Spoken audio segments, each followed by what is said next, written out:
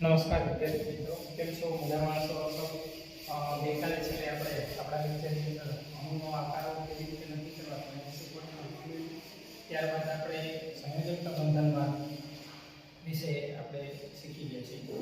સંયોજક બંધનવાદની અંદર અણુ કેવી રીતે બને છે, એટલે કે હાઇડ્રોજન પરમાણુ હાઇડ્રોજન સાથે જોડાય અને અણુ કેવી રીતે એટલે કે અણુ કેવી રીતે બનાવે છે એના વિશે આપણે થોડી માહિતી મેળવી. હવે આજે આપણે એનાથી થોડુંક આગળ અત્યાર સુધી જે જોયું છે એમાં એક સૌથી પહેલા કોસે-લુઈસ અભિગમ જોયું છે આપણે, પછી આપણે ACPR સિદ્ધાંત જોયો, પછી આપણે ત્રીજા નંબરની જે થિયરી કાલે જોઈ જેને આપણે નામ આપ્યું હતું સંયોજકતા બંધનવાદ.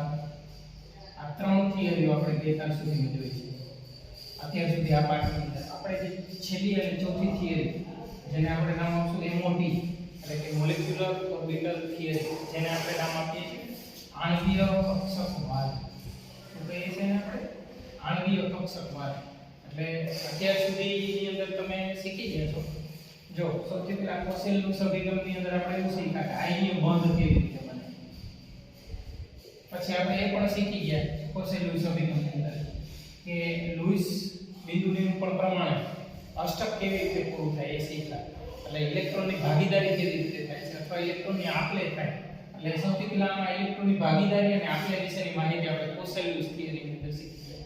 ત્યાર પછી આપણે એ પણ જોયું કે ઇલેક્ટ્રોન જ્યારે ઇલેક્ટ્રોન સાથે એટલે કે એક પરમાણુનો ઇલેક્ટ્રોન બીજા પરમાણુના ઇલેક્ટ્રોન સાથે ભાગીદારી કરે અથવા આપ-લે કરે અને ત્યારે જે અણુ બને છે એનો આકાર કેવો હોય છે એ પણ આપણે જોયું. પછી ત્રીજી થિયરીની અંદર આપણે એવું શીખી ગયા સંયોજકતા બંધનવાદની અંદર કે આ જે અણુઓ બને છે તો એ અણુઓ એકબીજાથી દૂર ચોક્કસ અંતરે કેમ સ્થિર રીતે ગોઠવાયેલા હોય. એટલે કે સ્થિર વિદ્યુતીય સ્થિતિ રચાવાનું કારણ શું? તો આપણે ગઈકાલે કેટલાક આકર્ષણ બળો અને કેટલાક અપાકર્ષણ બળો શીખ્યા અને એના આધારે તમને ખબર પડી કે આકર્ષણ બળો અને અપાકર્ષણ બળોની માત્રા સરખી જ્યારે થઈ જાય છે ત્યારે બંને એકબીજાથી ચોક્કસ અંતરે દૂર ગોઠવાયેલા રહે અને એ ચોક્કસ અંતરને આપણે બંધ લંબાઈ નામ આપ્યું. સંયોજકતા બંધનવાદની અંદર આપણે આવી વસ્તુ શીખ્યા. હવે અહીંથી થોડુંક આની ઉપર જવાનું છે આપણે કે કોસે-લુઈસની અંદર આપણે એવું જોયું કે ઇલેક્ટ્રોન અને ઇલેક્ટ્રોન વચ્ચે કાં આપ-લે થાય છે કે એક તત્વ ઇલેક્ટ્રોન ગુમાવે બીજું તત્વ ઇલેક્ટ્રોન મેળવે. કાં ઇલેક્ટ્રોન અને ઇલેક્ટ્રોનની આપ-લે થાય અથવા ઇલેક્ટ્રોન અને ઇલેક્ટ્રોન વચ્ચે ભાગીદારી થાય. જો આપ-લે થાય તો આયનીય બંધ બને અને ભાગીદારી થાય તો સહસંયોજક બંધ બને. હવે તમે પરમાણુ નમૂના વિશે તમે અગાઉ શીખી ગયા છો શરૂઆતના પ્રકરણોની અંદર. ચેપ્ટર નંબર 2 ની અંદર તમે કે પરમાણુ કેવો હોય તો એની અંદર તમને ખ્યાલ છે પરમાણુ છે એનું આ કેન્દ્ર છે અને કેન્દ્રની અંદર બે વસ્તુઓ રહેલી હોય છે. એક કેન્દ્રની અંદર પ્રોટોન હોય છે અને બીજું વધારાના કેન્દ્રની અંદર શું ગોઠવાયેલો? ન્યુટ્રોન. એટલે કે સમગ્ર પરમાણુનો જે ધનવીજ ભાગ છે એ કેન્દ્રની અંદર હોય છે અને કેન્દ્રની ફરતે વર્તુળાકાર માર્ગ ઉપર જે વર્તુળાકાર માર્ગને આપણે કક્ષા કહીએ છીએ આ કક્ષાઓની અંદર ઇલેક્ટ્રોન ગોઠવાયેલા હોય છે. ઇલેક્ટ્રોન ક્યાં ગોઠવાયેલા હોય છે? આ કક્ષાઓની અંદર. તમને એ પણ ખબર છે કે આને આપણે પહેલી કક્ષા અથવા n કોષ કહીએ. આ આપણા માટે આ જે k છે આપણા માટે આ l છે, પછી m આવે, પછી n આવે. આવી રીતે કોષ પણ હોય છે એ પણ તમે જાણો છો. આ પહેલી કક્ષા છે, પછી બીજી કક્ષા છે, ત્રીજી કક્ષા, પછી એવી રીતે ચોથી કક્ષા. એટલે આપણા જે ઇલેક્ટ્રોન છે પ્રોટોન અને ન્યુટ્રોન કેન્દ્રની અંદર છે અને જે ઇલેક્ટ્રોન છે એ વર્તુળાકાર માર્ગ જેને આપણે નામ આપીએ છીએ કક્ષાઓની અંદર વર્તુળાકાર માર્ગમાં એટલે કે કક્ષાઓની અંદર ઇલેક્ટ્રોન ગોઠવાયેલા છે. પછી કક્ષા હોય તો એની અંદર કક્ષકો હોય. કયા પ્રકારની કક્ષકો હોય તો એ પણ તમે જાણો છો કે S P D F આવી કક્ષકો હોય છે. એટલે આ જે ઇલેક્ટ્રોન હોય છે એ કક્ષાની અંદર અને કક્ષામાં શું હોય છે? કક્ષકો હોય છે. કઈ કક્ષકો હોય છે? તો S P D F G H એવી રીતે કક્ષકો હોય છે. પછી S કક્ષક છે તો એના એક પ્રકારો નથી પડતા. P છે તો એના ત્રણ પ્રકારો પડે છે. Px કક્ષક, Py અને Pz. એવી જ રીતે આનો એક જ પ્રકાર હોય. P છે તો એના બે પ્રકાર હોય. D છે તો એના P ના ત્રણ પ્રકાર હોય. D છે તો એના પાંચ પ્રકાર હોય. F છે એના અલગ અલગ 7 પ્રકાર હોય. આ પ્રકારો આપણે મુખ્ય ક્વોન્ટમમાં, ગૌણ ક્વોન્ટમમાં, ચુંબકીય ક્વોન્ટમમાં એના આધારે આપણે કર્યા છે. હવે મૂળ મુદ્દાની વાત આપણે અહીંયા ક્યાં જવાનું છે કે ઇલેક્ટ્રોન ક્યાં હોય છે? તો કે ઇલેક્ટ્રોન કક્ષામાં હોય છે. ઇલેક્ટ્રોન ક્યાં હોય છે? કક્ષામાં હોય છે. તો પ્રશ્ન એવો છે કે કોસે-લુઈસની અંદર આપણે જોયું કે હાઇડ્રોજન સાથે કેવી રીતે જોડાય. તો કે હાઇડ્રોજનનો એક ઇલેક્ટ્રોન અને આ હાઇડ્રોજનનો એક ઇલેક્ટ્રોન એકબીજા સાથે ભાગીદારી કરે અથવા ઇલેક્ટ્રોનની આપ-લે કરે. પણ આપણે થોડી વાર પૂરતું યાદ રાખીએ કે ચાલો ભાગીદારી કરે છે. આપણે એવું સમજી લીધું કે આ હાઇડ્રોજનનો એક ઇલેક્ટ્રોન આ હાઇડ્રોજનનો એક ઇલેક્ટ્રોન સાથે ભાગીદારી કરી અને H અને H એટલે કે H2 નો અણુ બનાવે છે. ભાગીદારી થઈ અને H2 નો અણુ બને છે. ઇલેક્ટ્રોન અને ઇલેક્ટ્રોન વચ્ચેની ભાગીદારી થઈ અને હાઇડ્રોજનનો H2 અણુ બનાવે છે. હવે આ જે ઇલેક્ટ્રોન ક્યાં હોય પરમાણુની અંદર એટલે કે હાઇડ્રોજન પરમાણુની અંદર ઇલેક્ટ્રોન કઈ જગ્યાએ ગોઠવાયેલા હોય તો કે હાઇડ્રોજન પરમાણુની અંદર ઇલેક્ટ્રોન કક્ષામાં ગોઠવાયેલા હોય. એટલે કે ઇલેક્ટ્રોનનું ચોક્કસ પ્રકારનું સ્થાન નથી એટલે કક્ષકોમાં ઇલેક્ટ્રોન હોય છે. એટલે કે એને ઇલેક્ટ્રોન મળવાની જે સંભાવના હોય છે એનો જે આકાર છે એને આપણે કક્ષકો કીધી હતી. તો પ્રશ્ન એવો છે કે જ્યારે ઇલેક્ટ્રોનની ભાગીદારી થાય છે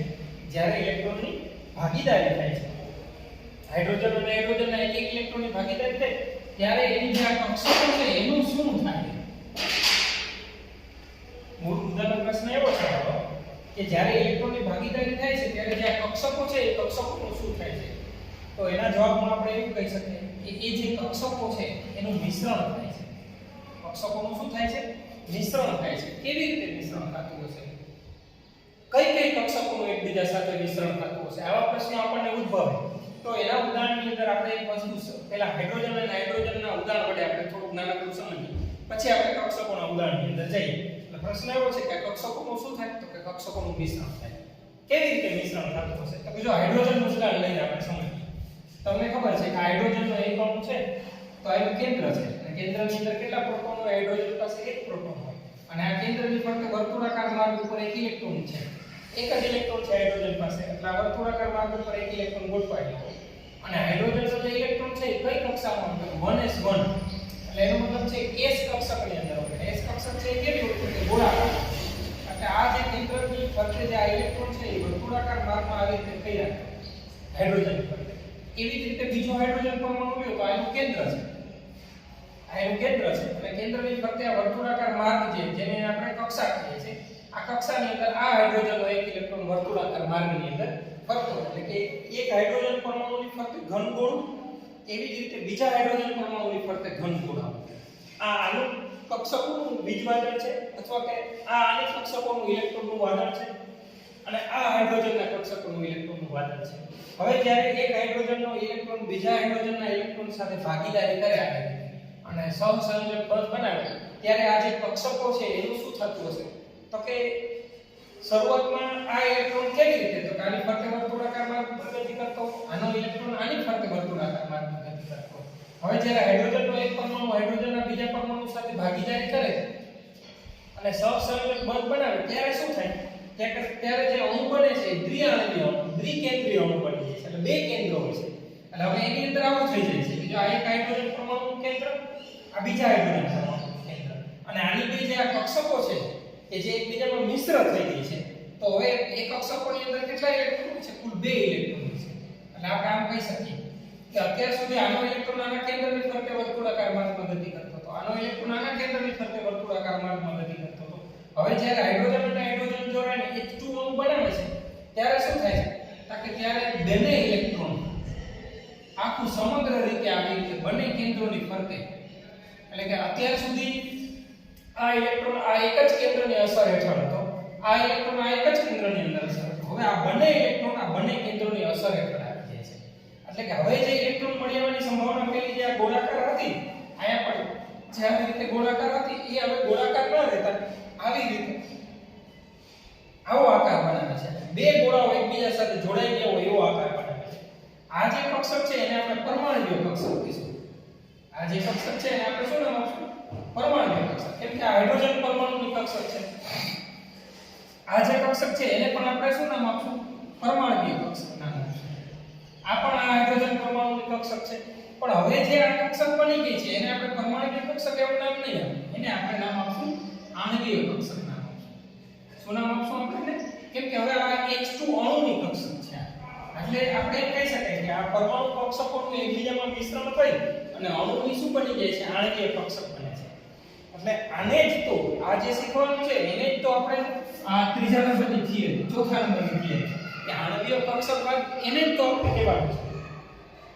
જે છે એમઓટી જે આપણે શીખવા જઈ રહ્યા છીએ એમઓટી એટલે મોલેક્યુલર ઓર્બિટલ થિયરી એટલે જેને આણ્વીય કક્ષકવાદ એટલે આણ્વીય કક્ષકવાદની અંદર બેઝિક એવું શીખવા માંગે છે કે પરમાણુને જેમ પરમાણુની કક્ષકો હોય અણુને શું હોય છે આણ્વીય કક્ષકો હોય છે હવે પરમાણુની પરમાણ્વીય કક્ષકોમાંથી અણુની આણ્વીય કક્ષકો બને કેવી રીતે તો કે પરમાણુની પરમાણ્વીય કક્ષકોનું એકબીજા સાથે મિશ્રણ થાય અને અણુની આણ્વીય કક્ષકો એટલે આપણે અહીંયા આજે કક્ષકોના મિશ્રણ વિશે શીખવાનું છે શેના વિશે શીખવાનું છે કક્ષકોના મિશ્રણ વિશે હવે પહેલા તો એ ખબર હોવી જોઈએ કક્ષકો કેટલી છે તો જ આપણે કક્ષકોના મિશ્રણ વિશે શીખી શકશું એટલે પહેલા આપણે કેટલી કક્ષકો છે અને કેવી રીતે મિશ્રણ થાય એ આપણે શીખવાનું છે પણ તમને એટલો ખ્યાલ હોવો જોઈએ કે હું ફરીથી પાછું એક વખત રિપીટ કરાવડાવું છું કે જો કોસેલ્યુસ અભિગમની મદદથી આપણે કે એક પરમાણુ બીજા પરમાણુ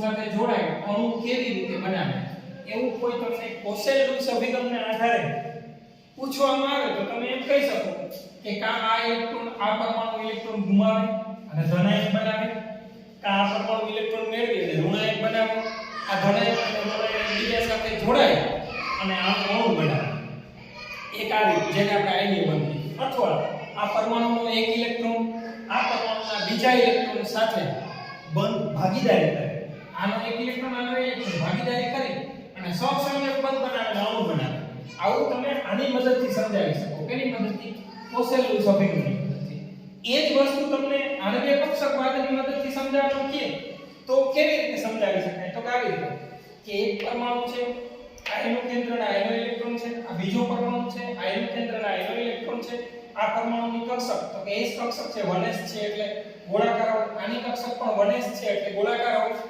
આ હાઇડ્રોજનનો અણુ સાથે જ્યારે ઇલેક્ટ્રોનની ભાગીદારી કરીને સહસંયોજક બંધ બનાવે ત્યારે એની જે કક્ષકો છે જે ગોળાકાર કક્ષકો છે એનું શું થાય એમ પ્રશ્ન છે તો કે એ ગોળાકાર કક્ષકોનું એકબીજામાં શું થઈ જાય છે મિશ્રણ થઈ જાય છે એટલે કે પરમાણુની પરમાણ્વીય કક્ષકો એવી જ રીતે આ પરમાણુની પરમાણ્વીય કક્ષકો એકબીજા સાથે મિશ્ર થાય અને અણુની શું બનાવે છે આણ્વીય કક્ષકો બનાવે છે હવે આપણી પાસે કક્ષકો કેટલી તો કે આપણી પાસે S કક્ષકો હોય P હોય D હોય F હોય અને ચાર કક્ષકો આપણે શીખી ગયા છે તો આ ચાર કક્ષકો છે ચાર કક્ષકો એટલે S કેવી હોય ગોળાકાર હોય P કેવી હોય ડબલ હોય બરાબર D કેવી હોય તો કે ડબલ હોય F છે તો એનો હજી આકાર નક્કી નથી આપણી પાસે એનો આકાર નથી એટલે F વિશે આપણે ખબર નથી પણ આપણે S P D ના આકારો ખબર છે એમાં આપણે અત્યારે S અને P કક્ષકોનું મિશ્રણ કેવી રીતે થાય એ શીખવાનું છે એમાં અત્યારે આપણે શું શીખવાનું છે S અને S કક્ષકોનું મિશ્રણ કેવી રીતે થાય એ આપણે શીખવાનું છે D અને F વિશે હમણાં આપણે શીખવાનું નથી અત્યારે આપણા અભ્યાસક્રમ પ્રમાણે આપણે માત્ર S અને P નું મિશ્રણ શીખવાનું છે એટલે તમને હવે ખબર પડી કે પરમાણુની પરમાણ્વીય કક્ષકોના મિશ્રણથી અણુની આણ્વીય કક્ષક બને છે જો બરાબર યાદ રાખજો એક વખત ટેક્સ્ટબુકની અંદર આ ટોપિક છે તમારે વાંચી જાઓ જેથી કરીને તમને સરળતાથી સમજાય પરમાણુની પરમાણ્વીય કક્ષકો એકબીજામાં મિશ્ર થઈને અણુની શું બનશે આણ્વીય કક્ષકો બને છે હવે પ્રશ્ન એવો છે કે કક્ષકો કઈ એમનેમ જ એકબીજા સાથે મિશ્ર ના થઈ જાય કક્ષકો મિશ્ર થવા માટે એની પાછળ કેટલી બધી શરતો હોવી કે કઈ કક્ષકોનું મિશ્રણ થાય કેવી રીતે મિશ્રણ થઈ શકે મિશ્રણ થવા માટે કક્ષકો પાસે કેટલા પ્રમાણમાં ઊર્જા હોવી જોઈએ એની દિશા કેવી હોવી જોઈએ એના કારણે બંધ છે એ જુદા જુદા પ્રકારના બંધ બનશે આપણે બરાબર તો એના વિશે આપણે થોડીક માહિતી મેળવશું એટલે આપણે કક્ષકોના મિશ્રણ ઉપર જાતા પહેલા આપણે આટલું શીખ્યા હવે હજી એક બીજો મહત્વનો મુદ્દો આપણે કક્ષકોના મિશ્રણ પહેલા આપણે શીખવાનો છે અને ઈ છે દિશાત્મક ગુણધર્મો જેને આપણે શીખવા જશું આપણે દિશાત્મક ગુણધર્મો એટલે શું એટલે દિશાત્મક ગુણધર્મો શીખવા માટે પહેલા આપણે મિથેન અણુનું ઉદાહરણ લઈશું દિશાત્મક ગુણધર્મો કોને કહેવાય મિથેનના અંદર ઉદાહરણ વડે આપણે કોસેલ્યુસ અભિગમ વડે પહેલા મિથેનનું ઉદાહરણ શીખીએ કે કોસેલ અને લુઈસે શું કીધું તો કોસેલ એવું કીધું કે કાર્બન પાસે 4 સંયોજક ઇલેક્ટ્રોન છે બરાબર છે એને અષ્ટક પૂરું કરવા માટે 4 ઇલેક્ટ્રોન જોઈએ એટલે એ 4 હાઇડ્રોજન સાથે એક એક ઇલેક્ટ્રોનની ભાગીદારી કરી અને 4 સહસંયોજક બંધ બનાવે બસ આટલું કોસેલ અને લુઈસે કીધું કે કાર્બન પાસે 4 સંયોજક ઇલેક્ટ્રોન છે એટલે એને અષ્ટક પૂરું કરવા માટે 4 ઇલેક્ટ્રોનની જરૂર પડે એટલે એ બીજા 4 હાઇડ્રોજન સાથે એક એક ઇલેક્ટ્રોનની ભાગીદારી કરી અને 4 સહસંયોજક બંધ બનાવે એટલે દરેક હાઇડ્રોજનના પણ અષ્ટક પૂરા થઈ જાય અને કાર્બનનું પણ અષ્ટક પૂરું થઈ જાય આને આપણે કોસેલ્યુસ અભિગમ પ્રમાણે આપણે અસાઇન કરીએ પછી બીજો નિયમ આવ્યો તો VSEPR. તો VSEPR પ્રમાણે આપણે જોયું કે કાર્બન છે એ મધ્યસ્થ પરમાણુ છે, એની પાસે કુલ ઇલેક્ટ્રોન યુગ્મની સંખ્યા એટલે કે ટોટલ પેર ઓફ ઇલેક્ટ્રોન જે આપણે ગઈકાલે સૂત્રના આધારે ગણી તો એ કેટલી આવે તો 4 અને ચારે ચાર કેવી છે તો બંધકાર એટલે BP છે એટલે એનો પ્રકાર કેવો થાય તો કે AB2 થાય AB4 થાય ચારે ચાર બંધકાર છે એટલે કેવો થાય AB4 અને AB4 થાય તો એનો આકાર છે એ કેવો થાય સમચતુષ્ફલકીય થાય. સમચતુષ્ફલકીય કેવી રીતે થાય તો કે ફરીથી એક વખત મેં તમને સમચતુષ્ફલકીય આકાર સમજાવ્યો તો પાછો સમજાવું કે આ કાર્બન છે એટલે કે મધ્યસ્થ પરમાણુ છે. સમચતુષ્ફલકીય આકાર કેવો હોય ઉપર એક હાઇડ્રોજન પરમાણુ હોય, એક હાઇડ્રોજન પરમાણુ આ બાજુ તરફ ગોઠવાયેલો, એક હાઇડ્રોજન પરમાણુ આ બાજુ ગોઠવાયેલો અને એક અમારા હાથ બાજુ ગોઠવાયેલો હોય. એટલે ચારે ચાર હાઇડ્રોજન પરમાણુ કાર્બનથી જે ગોઠવાયેલા હોય છે એ 109 ડિગ્રીના ખૂણે 109.28 ના ખૂણે જો આની વચ્ચેનો ખૂણો છે ને 109.28 નો હોય છે એટલે 109 ડિગ્રી અને 28 મિનિટનો હોય છે. આટલા દૂર એકબીજાથી દૂર ગોઠવાયેલા હોય. બરાબર છે. આવું આપણે કોને આધારે શીખી ગયા VSEPR સિદ્ધાંતના આધારે શીખી છે. આટલી તમને ખબર પડી. કોસેલ્યુસના આધારે આવશે એટલે VSEPR સિદ્ધાંતના આધારે આવશે.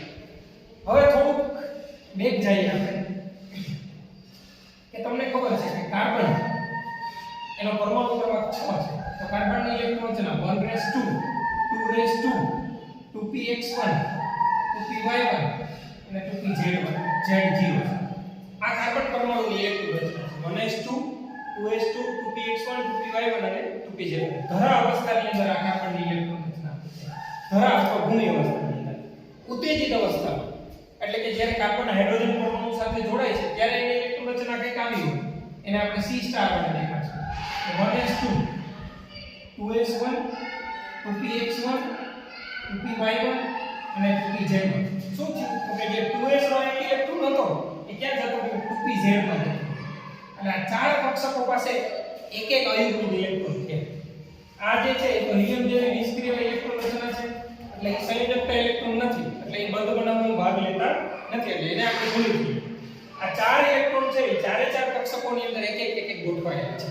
ચાર અયુગ્મ ઇલેક્ટ્રોન અને હાઇડ્રોજન છે એની ઇલેક્ટ્રોન રચના શું છે તો 1s1 એવા કેટલા હાઇડ્રોજન છે તો કે ચાર હાઇડ્રોજન છે એટલે ચારે ચાર હાઇડ્રોજન પાસે 1s ની અંદર એક ઇલેક્ટ્રોન છે.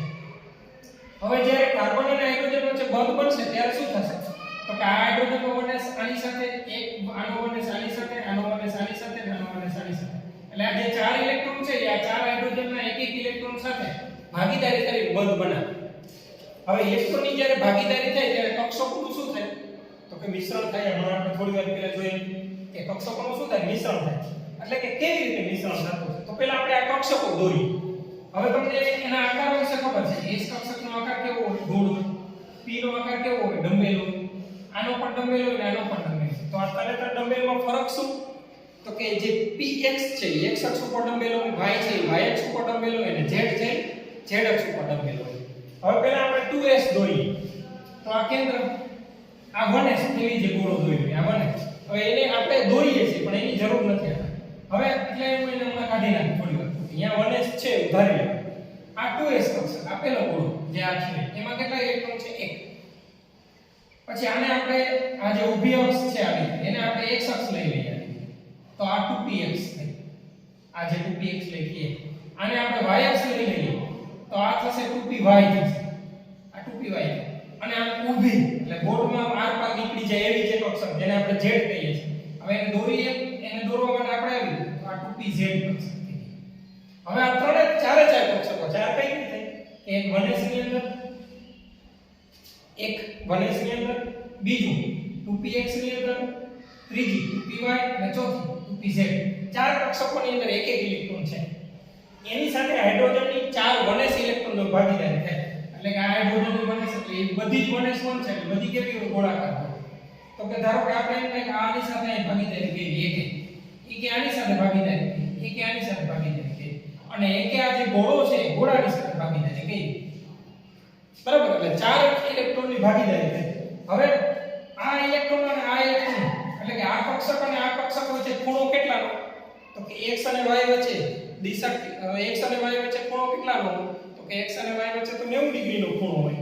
એટલે આમની વચ્ચે ખૂણો કેટલાનો હોય 90. આમની વચ્ચે ખૂણો પણ કેટલાનો હોય 90 છે. આમની વચ્ચે ખૂણો પણ કેટલાનો હોય 90. એટલે એનો મતલબ એવો છે કે કાર્બન સાથે આવી રીતે 4 હાઇડ્રોજન પરમાણુ જોડાયેલા છે, એમાંથી 3 હાઇડ્રોજન પરમાણુનો ખૂણો છે 90 ડિગ્રીનો છે અને 3 હાઇડ્રોજન પરમાણુનો ખૂણો 90 નો છે. એકનો ખૂણો નક્કી કરી શકાય એમ નથી. બરાબર છે. આ જે છેલ્લી છે એનો ખૂણો આપણે નક્કી કરી શકીએ એમ નથી. એટલે તો 3 ખૂણા એવું નથી એટલે એક નક્કી ન કરી શકાય. પણ VSEPR સિદ્ધાંત પ્રમાણે ચારે ચાર ખૂણા કેટલાના છે? 109.28 ના છે. પ્રશ્ન એવો થાય કે કેમ આવું થાય છે? આ પ્રશ્નનો જવાબ હવે કેમ આવું થાય છે એ પ્રશ્નનો જવાબ આપણે કક્ષકોના મિશ્રણ ઉપરથી આગળ શીખીશું. એટલે ત્યાં સુધી આપણે આ પ્રશ્ન યાદ રાખવાનો છે. જવાબ યાદ રાખવાની જરૂર નથી અત્યારે કે આ આવું કેમ થાય છે. 3 90 ના એક નક્કી કરી ન શકાય એવું હતું અને અહીંયા ચારે ચાર ખૂણા છે 109.28 ના છે. તો કેમ આવું થાય છે? ચાર કેમ 109.28 ના સરખા થઈ ગયા અને ત્રણ અલગ અલગ છે ને એટલું તો નક્કી જ નથી. ઈ આપણે કક્ષકોના મિશ્રણ ઉપરથી શીખીશું. બરાબર? જેને આપણે દિશાત્મક ગુણધર્મ તરીકે પણ આગળ જતા સમજશું. એ તમને તમારો પ્રશ્ન અત્યારે યાદ રાખવાનો છે. જવાબ આપણે આગળ શીખીશું. હવે આપણે કક્ષકોના મિશ્રણ તરફ આગળ વધારીએ. કેટલી કક્ષકો છે અને એનું કેવી રીતે મિશ્રણ થાય છે?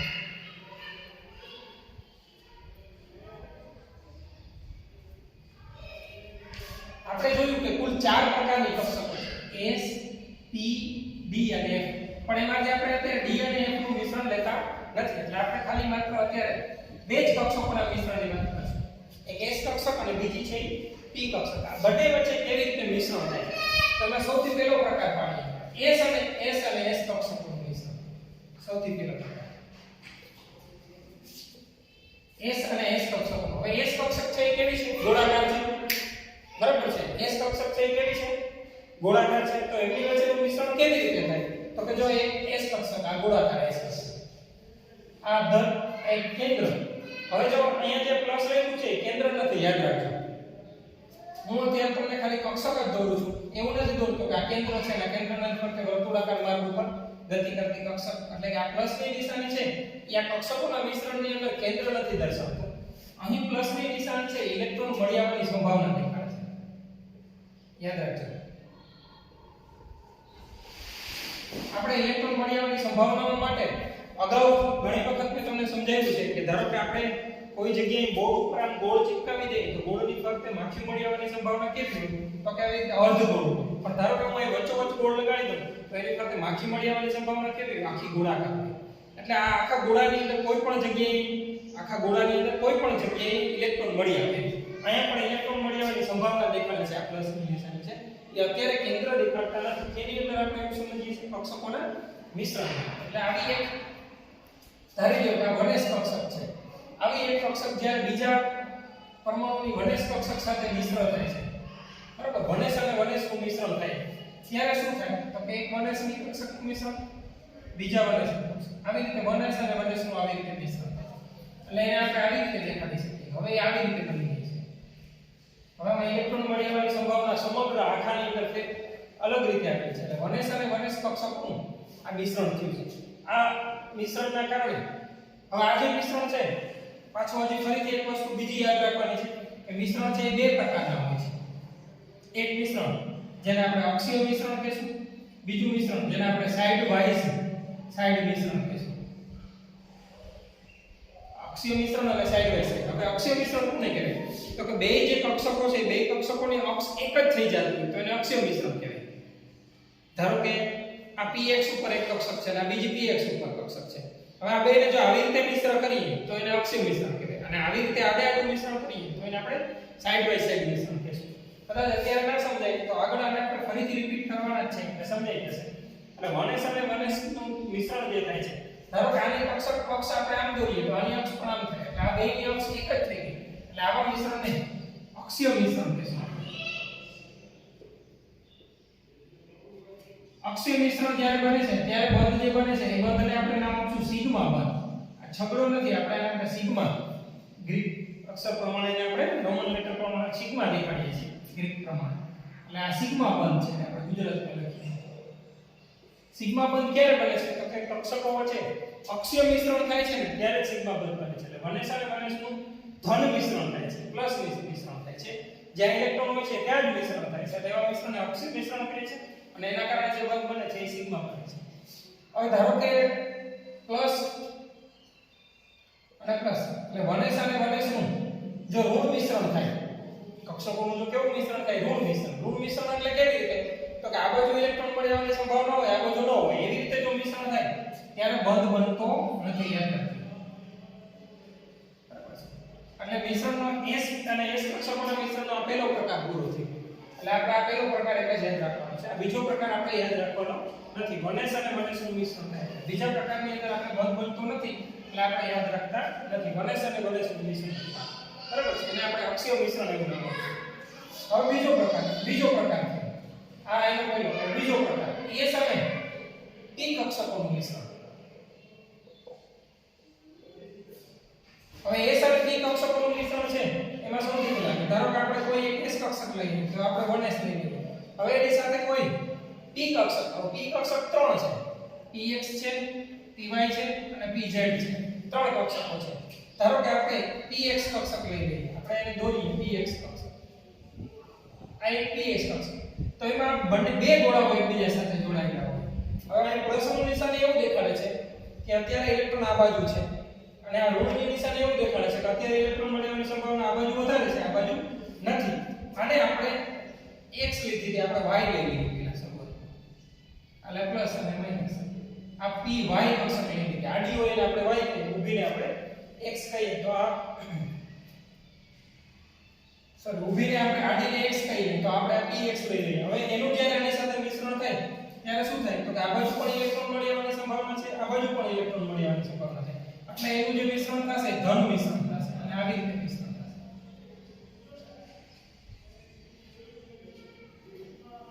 આ જે મિશ્રણના કારણે છેલ્લે અંતે કેમ બની જશે, તો અંતે આવી રીતે બની જશે. અહીંયા બંને એકબીજાનું મિશ્રણ થઈ ગયું છે. આ ધન અને પ્લસ નું મિશ્રણ છે, એટલે આને આપણે નામ આપશું ધન મિશ્રણ, એવું નામ આપશું. બીજું આપણે એને નામ આપશું ઋણ ધન મિશ્રણ નામ આપશું. અને અક્ષીય મિશ્રણ થાય છે, કક્ષ બનેલી અક્ષો એક થાય છે, એટલે એને આપણે નામ આપશું અક્ષીય મિશ્રણ. એટલે એક ધન મિશ્રણ અને બીજો પ્રકાર છે એ છે અક્ષીય મિશ્રણ. ધન મિશ્રણ થયો એટલે બંધ બને, ધન મિશ્રણ થાય તો બંધ બને. અક્ષીય મિશ્રણ થાય એટલે કેવું બંધ બને, તો કે સિગ્મા બંધ બને. બરાબર. ધારો કે એવું ના થાય, આવું થાય, આ પ્લસ, આ વખતે ઇલેક્ટ્રોન મળી આવવાની સંભાવના આ બાજુ વધારે હોય, આ બાજુ ન હોય, તો માઈનસ અને પ્લસ નું મિશ્રણ થાય. તો ત્યારે શું થાય, તો કે ત્યારે આવી રીતે થાય, મિશ્રણ થતું નથી, એટલે કે બંધ બનતો નથી. હવે બંધ જ બનતો નથી તો એ સિગ્મા બંધ ન કહી શકાય એને. બરાબર. એટલે અહીંયા બીજી રીતે આપણે કહી શકીએ S અને P નું એક આવી રીતે મિશ્રણ થાય, આવી રીતે. તો બે પ્રકારના મિશ્રણ થાય, ધન મિશ્રણ, અને આ જે મિશ્રણ છે એને આપણે નામ આપશું ઋણ મિશ્રણ. હવે જ્યારે ઋણ મિશ્રણ બને છે ત્યારે બંધ બનતો નથી. એટલે S અને S કક્ષકોનું મિશ્રણ કેવી રીતે થાય એ શીખ્યા. પછી એવી જ રીતે S અને P કક્ષકોનું મિશ્રણ કેવી રીતે થાય, તો કે 1s નું px સાથે 1s નું અહીંયા પણ 1s નું px સાથેનું મિશ્રણ આપણે સમજાય. તો ત્યારે કાં ધન મિશ્રણ બને, એને અક્ષીય મિશ્રણ પણ કહેવાય, એના કારણે સિગ્મા બંધ બને. અને અહીં છે એને ઋણ મિશ્રણ કહીશું. ઋણ મિશ્રણના કારણે બંધ બનતો નથી, એટલે એને આપણે સિગ્મા બંધ કે પાઈ બંધ એવું ન કહી શકીએ, બંધ જ બનતો નથી ઋણ મિશ્રણ. હવે આજે તમારે આટલું તૈયાર કરતું હોવાનું છે આજના હોમવર્કની અંદર. S અને S કક્ષકોનું મિશ્રણ કેવી રીતે થાય, અને S અને P, હજી S અને P ના મિશ્રણની અંદર બીજા કેટલાક મુદ્દાઓ બાકી છે એ આપણે નેક્સ્ટ લેક્ચરની અંદર જોશું. એટલે આજનો તમારો હોમવર્કનો પ્રશ્ન એક પ્રશ્ન આવી રીતે થશે, S અને S કક્ષકોનું મિશ્રણ સમજાવો, અને બીજો પ્રશ્ન આવી રીતે થશે, S અને P કક્ષકોનું મિશ્રણ છે સમજાવો. આવી રીતે આ બે પ્રશ્નો તમારે તૈયાર કરવાના છે નેક્સ્ટ હોમવર્કની અંદર. ઈ બંને પ્રશ્નો અત્યારે લક્ષ્ય નહીં તો ચાલશે, પણ એક વખત વાંચી લેજો જેથી કરીને આપણે આગળના જે કક્ષકોના મિશ્રણ છે એ વધારે વ્યવસ્થિત રીતે સમજી શકીએ. આજ પૂરતું આપણે અત્યારે અહીંયા અટકાવશું. નેક્સ્ટ લેક્ચરની અંદર આપણે ફરીથી એક વખત આને રિપીટ કરી અને પાછા આપણે S અને P કક્ષકોના વધારાના પ્રકારો છે એ આપણે જોશું.